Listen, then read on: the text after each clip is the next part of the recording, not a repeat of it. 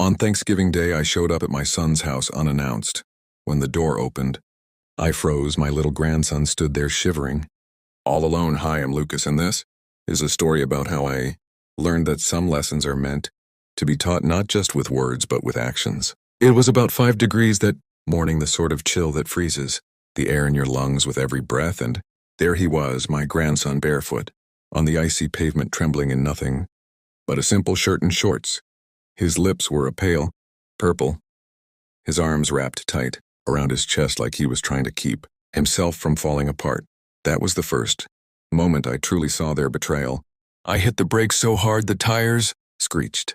He looked up, his eyes wide with fear. Then he ran towards me like a lost puppy scared of being kicked. I threw my coat over his little shoulders. His skin was like a block of ice under my touch. Then I looked past him toward the house. Through the foggy window I saw then my son and his spouse, her parents, and their kids all gathered around a shining table, a golden turkey in the center with candles lit and laughter filling the room. They were eating, drinking, and celebrating while their own child was outside in the freezing darkness. Something inside me just went silent. I walked up the walkway with the boy holding on to my side. I didn't knock or wait. I kicked the door open with such force it slammed into the wall. Dishes clattered, forks stopped in midair, and I said 6 words that cut through the silence. You left him out to die.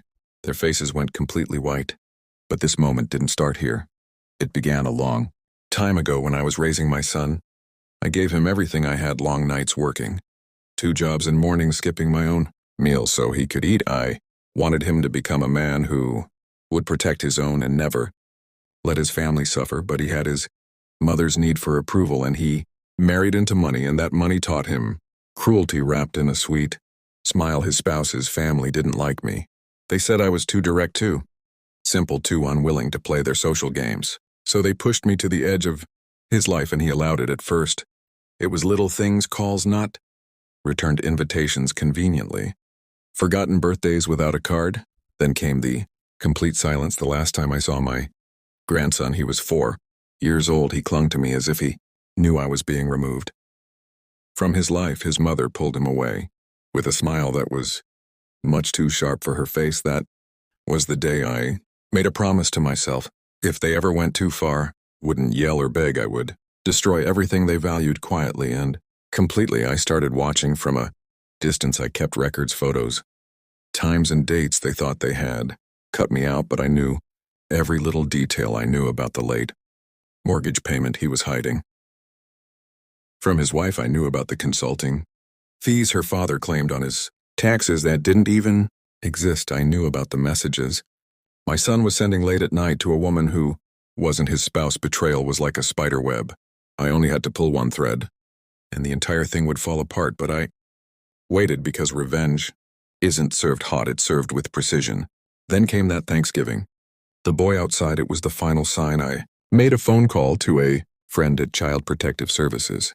Before I even opened that door, I sent her the pictures, the videos, the exact time of the freezing air. I told her I would give my testimony inside the house. The silence grew as my words sank in. My son's hand trembled as he put down his drink. His wife's face twisted, not with remorse but with fear of the fallout. You don't understand, he began. But I did better than he could ever imagine.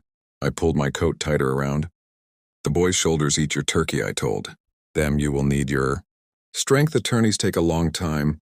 The weeks that followed were a storm. I had already prepared for CPS. Came first. The boy was placed into my emergency care. His little room was ready within an hour. It had warm blankets, a hot cup of cocoa, and a lock on the inside of the door.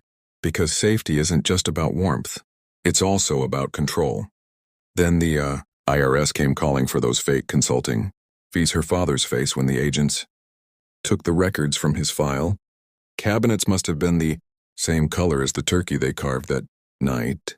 And finally, the affair. I didn't even have to tell anyone. I just sent the messages to his wife's phone. She read them in silence, her perfectly manicured fingers shaking, then left the house without a single word. Piece by piece, their perfect world fell apart, and I never once had to raise my voice. Now, a few months later, I watch my grandson sleep peacefully in his bed, warm, safe, and breathing deeply.